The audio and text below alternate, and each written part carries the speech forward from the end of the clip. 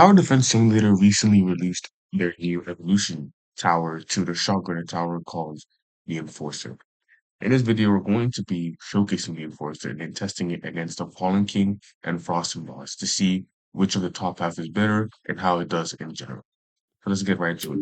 Enforcer costs 2,000 to place and he immediately has lead detection and starts with a default DPS of 30.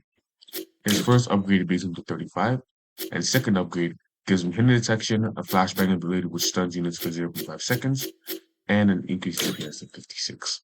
So now he hits both hidden and lead. His third upgrades give him an upgraded flashbang, so an increased radius and an increased damage charge requirements, and he also gets an increased DPS of 94. His fourth upgrade increases DPS and it increases the flashbang stun time and the damage charge requirements. Now his DPS is 155. So this is where the half split starts. So we're gonna go top half for this Enforcer. So this gives him a DPS of 215, and he gets automatic charge. So his shotgun doesn't pump up. He just, as you have to see, I'm gonna show you guys right here. He just fires it continuously against the enemy, and that was his flashbang stunning it. So his DPS is 215. And he also has this ability called a helicopter reposition, which I'll show you guys what it does in a bit because it's still on cooldown. But basically, it can reposition any unit on a map. I think it has to be your unit, but it can reposition any of your units on the map to like wherever you want it to be.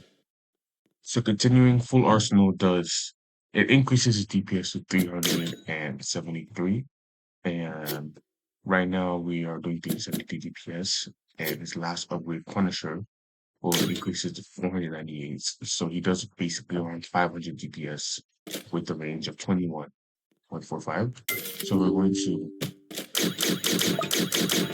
going to buff him with the we have. So BJ, medic. He uses 5 DPS of 80%. Without medic, it is 733.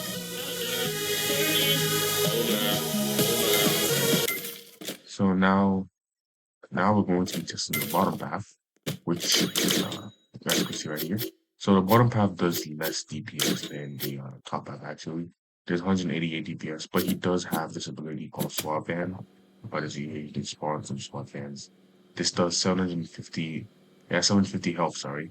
And it does 350 damage on death, so it'll explode and do damage, need amount of damage. And then next upgrade, full suit. So it gives you upgraded swap vans and higher DPS. I mean, this person is not crap on you're full suit. So you guys upgraded swap vans. So now they have 1,200 HP and they do 450 damage on death, and we're 271 DPS. And unlike the top half, this guy shoots his attacks a bit more like one than like pump. It's not like rapid fire. So it also has the same sections as top half, but I believe it's a bit cheaper. So now we're on the final upgrade, Peacekeeper. This is the interesting part because it's actually stunning you, and it's SWAT vans actually become pretty good at this stage. So here it has a final DPS 321, which is actually a lot worse than top half's 598. See, but not only is it stun immune, it can spawn in some SWAT vans. Two of them actually. It spawned in 2 SWAT vans, and they both now do damage and they hit hidden. So you can see this one does 10 damage every 0.15 seconds, and they both do that. And they also have a health of 1,500, and they do 550 death. So if you have 5, you can place down 5 enforcers. So if you have 5 bottom path enforcers, that's around 10 sword vans and 15,000 worth of damage. That's 10,000. So now we're gonna test the enforcer against bosses. So we're just gonna do like each path against them, and we're gonna be using all these support units to help them. And yeah, the first boss will be Fallen. I'll actually place my units here. Wisdom Maker unit.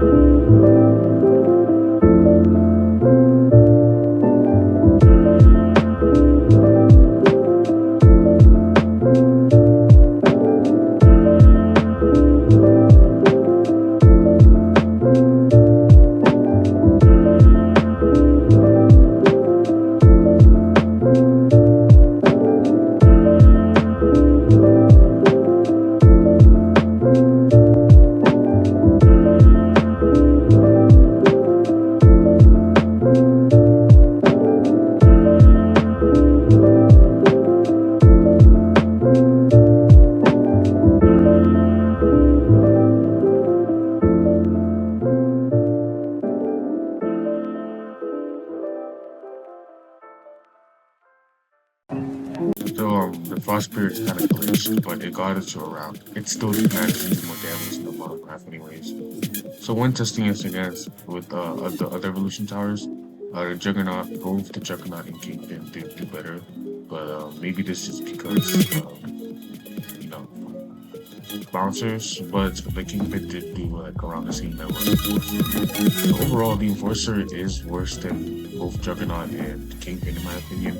But it could be better in its own like type of scenario because it does hit lead and blue, and I think the top half actually gives you quite a bit of DPS. So, but I do think its bottom half's support bands could also be pretty good. Because like 15,000 damage and it's only like a 40-second or 30-second cooldown. But yeah, this is the Enforcer Tower. Let me guys know what you guys think about it, and yeah.